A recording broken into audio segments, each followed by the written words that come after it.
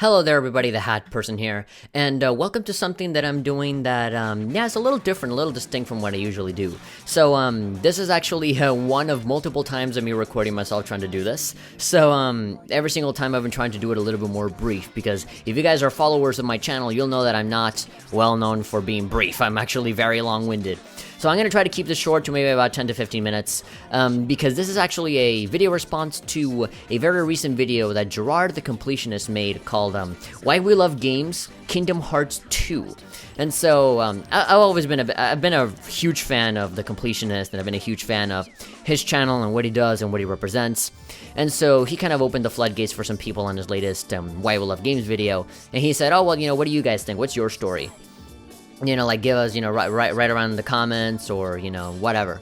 And so, because I do have a YouTube channel of my own, even though it is very small with around borderline 500 people, I just thought that it made more sense to me. I just thought that it was more pertinent to make a video of my own, just so that my voice can be heard, literally, and just kind of bring my opinion on a game that I feel very strongly about. Now, this is a game that is super packed with content and stuff to talk about. I could easily write a book about how this game has affected my life and all of the different subject matters that this game carries with it. But I'm gonna be as broad as possible. I'm gonna try to, keep it short because this really is a massive game, and I feel very strongly about it. So, yeah, I'm gonna just go to the point and just see how it has affected my life, and to kind of just answer that question, why we love games. And so I will answer why I love games through this game, The World Ends With You. Again, if you guys are followers of my channel, you'll know that I made a video called the Top 20. My personal top 20 most favorite games of all time, and the game that is on my number one spot is The World Ends With You. It is actually a very underrated, not that well-known RPG. There are some people that kind of know the name, but a lot of people never really refer back to it. The last time that the characters made an appearance was in a Kingdom Hearts game. It was in Dream Drop Distance, where the Twiwi characters kind of make their appearance, but in their original game, it was released for the Nintendo DS, the original DS. It was around maybe 2007, 2008, where this game came out. I was around 14 to 15 years old at the time. I was still a little kid. I was around preteen or, just barely starting to become a teen. I was pretty young.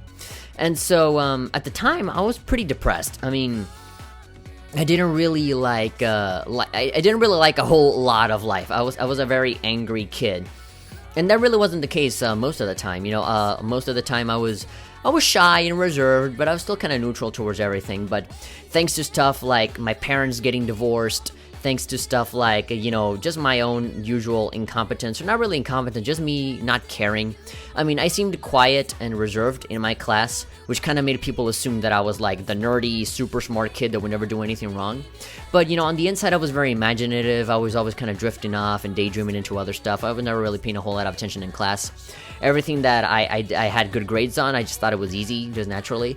And everything that I was difficult on, then yeah, I thought that it was impossible. Math and science, all of that, it was fairly difficult for me. I would always fail those classes and just barely get by with like a C.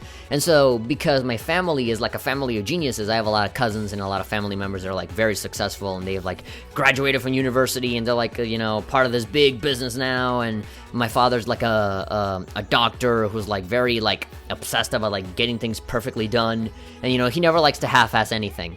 And so having the son that tends to half-ass most of his things, then yeah, that's trouble. And so I would get scolded by my parents almost constantly over my bad grades, and how I was very reserved, and how I didn't really have any friends at all. And I did have a few friends, but we kind of started drifting apart after a while. So even if I did have friends, keeping them and having them last didn't really help me out all that much. And so, just people didn't really take me all that seriously, being like kind of treated as the nerdy kid that, we already know that he won't do anything, so let's pick on him. And so I was just kind of there getting, not bullied, but definitely getting bothered and getting picked on, and it was kind of a bad experience. And I was in like this private Catholic school, so there were like nuns walking around telling me about religion and all that kind of stuff, and I would always question that stuff. I would always question about, why is God and all that kind of stuff. There was a point where I did genuinely believe it, and it didn't really do me a whole lot of favors. I did generally believe that God was there, and that I had to believe in God to, have all of my problems be solved and to, like, be happy and all that kind of stuff. And it never really did make me happy. I mean, I always constantly would pray to God to have my grades be better, and I was met with silence. I always prayed to God constantly so that my parents would not get a divorce, and lo and behold, they did get a divorce, and with those prayers, I was met with silence.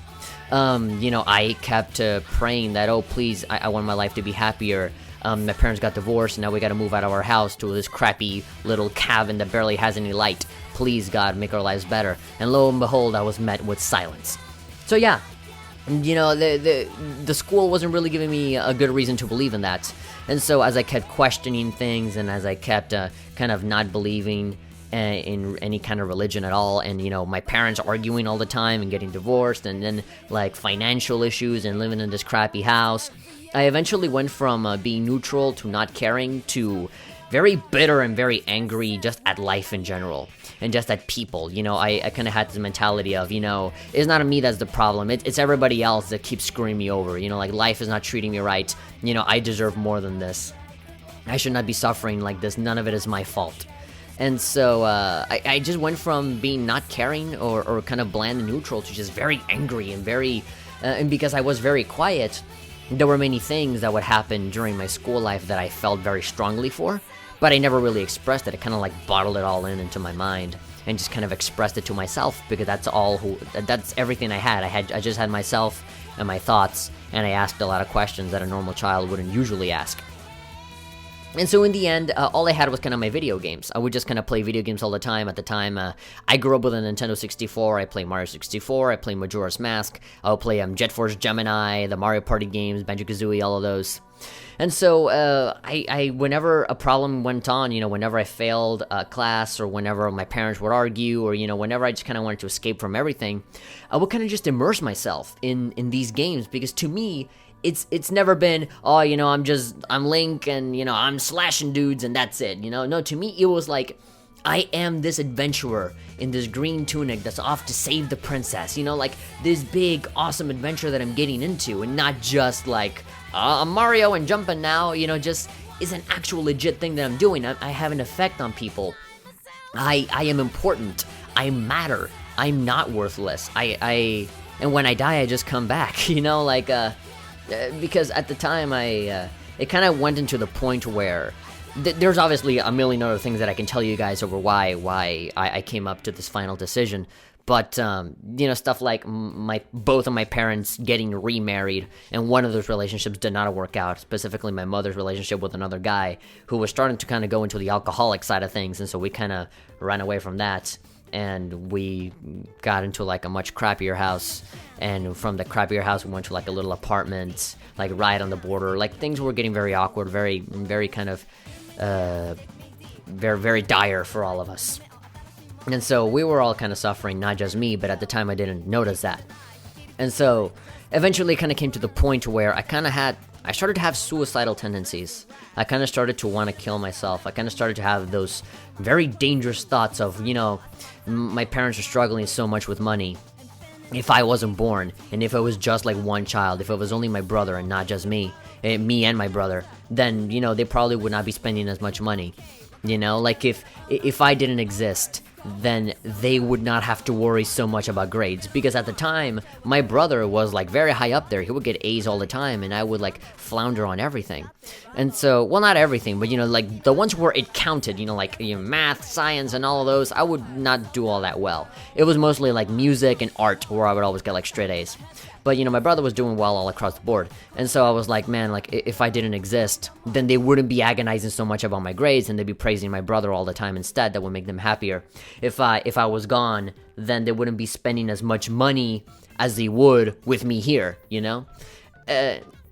just those thoughts kind of started to rummage around my mind, and I started to kind of elaborate this big plan about like how I was gonna sneak out of my house at night, and that I would run away from home. I would grab my passports to go on foot to California, to the United States, because I am Mexican. If you guys don't know, I am Mexican, and I lived in this really small city called Mexicali, which is located like literally right in the middle between Mexico and California. It's kind of like a borderland place. And so where I went to school was in the United States, so I would have to cross the border every single day. It was kind of like a normal thing for us. And so for me, it was really easy to just like walk and go on foot and cross the border. And so like as a little kid, I was like, like 13, 14, 15 years old. I was like, I'm gonna run away from home. I'm gonna grab my passports. I'm gonna quietly leave the house, and I'm gonna like just walk and see where the world takes me. And if the dogs eat me or if I get bitten by a snake, doesn't matter. I was planning on dying anyway. But then I was on my computer, and I came across X-Play. You guys know X-Play from that show G4. So back then when I was at my stepdad's place before we left, he had a really cool, awesome house. We had like cable television and all that kind of stuff. And so we saw G4, or at least I would see G4 all the time. And, the show on that channel was X-Play with Adam Sessler and Morgan Webb. And I would always see that show all the time. I loved that show. And so, in one of the episodes, Adam Sessler would actually review The World Ends With You. And he spoke very highly of it. He loved it. He was like, okay, this is a really great game. He gave it a 5 out of 5. And, I saw the art style, I saw the music, and it really caught my attention, so I decided to play it. Again, in those kind of fits of depression that I got, where I was like, okay, I just kind of want to forget about everything. And so this game did exactly the opposite. It made me remember everything, but not remember it in a bad light, but to remember it in a good light. Because, just to give you a brief synopsis of the game and the story, I will be spoiling the game. There will be a few moments of spoilers and some big plot points, so if you guys don't know anything about the game, then be sure to, have that in mind. So, essentially, when you load up the game, the first thing that you hear is, "Shut up. Get out of my way. Stop talking. I don't like you." Is the protagonist character, Neku Sakuraba, who's like super distant, and he just hates everything, and he's depressed, and he doesn't like all this stuff, and he's antisocial, and he thinks that everybody's crap, and he's assuming a lot of things out of a lot of people in a bad light. And so I look at what a lot of people consider like a very stereotypical emo anime character.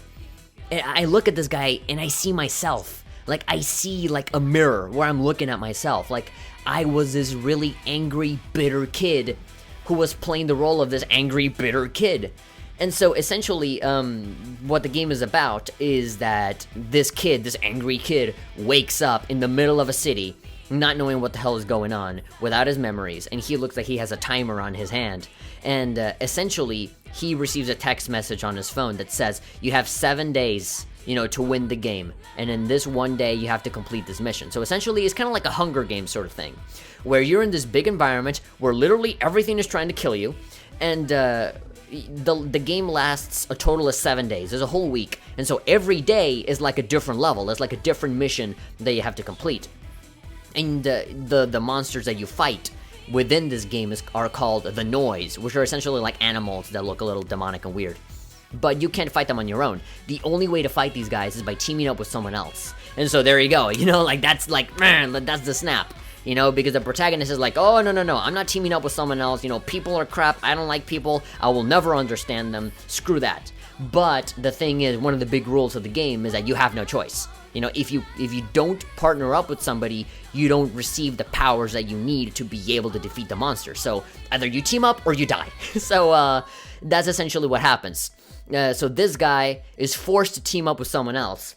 And so, obviously, the girl that he's partnered with is, like, super friendly, and she wants to have friends, and she's really nice. But, this guy's, like, super, like, angry and distant, and that really spoke to me in a big way, because I thought that Neku was a badass at the time, because I was just as angry and bitter and assuming as he was. So seeing him essentially speak my mind, I was like, yeah, that's a cool dude right there. But as I kept playing this game, I start to realize that even like the happy, bubbly girl has a lot of problems on her mind. And from there, I start to feel bad, and I'm like, well, here I was, thinking that I was the center of the universe. And, apparently this partner has, like, his own hang-up, and, this partner is, like, really sad about something. And if only I had just opened up to them and just gave them a place to listen, a place to be heard. A place to listen and to be heard, then things would be so much better for them. Or, I could have, lightened the blow. I could have understood them a lot more instead of just assuming that I wouldn't. And so, through this game, as you do battles and as you do bosses, very early on into the game, this is a slight spoiler, but this happens very early on, it is revealed to you that you're not playing this kind of Hunger Games type game to survive. Rather, you're already dead. That's the twist. The twist is that you're already dead and that you're stuck in this kind of purgatory where if you win the game, the prize is that you get brought back to life and you're given a second chance at life. And so now all of the backstories are about how did all of the characters die, what happened, why did they die, and from there, like, you can see the protagonist's thoughts throughout the entire game. You can hear his thoughts to be like, crap, well, this guy is actually, he has some legitimate problems. And here I was being an asshole to him the entire time. And I felt that same way, you know, because I learned from this game and I learned from this character saying, open up your world, open up your horizons, be more open, talk to people, get to know people. There are so many phrases and so many quotes that I learned from this game that I live as my mantra. One of them, if you have seen my channel, you'll know that I regurgitate this line every single time, and it goes, sometimes all people need is a good listener, and that can make all of the difference. And there's another one called the title of the game, The World Ends With You, you know, because the world ends whenever you want it to end. You know, it's like the world ends wherever you think that's as far as you can go. But no, people can go so much farther and they can expand their horizons and go to places they didn't even imagine they would ever go in their lives. But only if they open themselves up to other people, even if they have to force themselves in like a life or death situation. Maybe not in a life or death situation, but you know, sometimes you don't have a choice and you have to do that. And by it's like that movie Yes Man with Jim Carrey, you know? Like Jim Carrey is like saying no to everything, and until he forced himself to say yes to everything, like this big awesome adventure happens to his life and he finds love and his life becomes so much better for it, instead of just assuming that everything will be crap.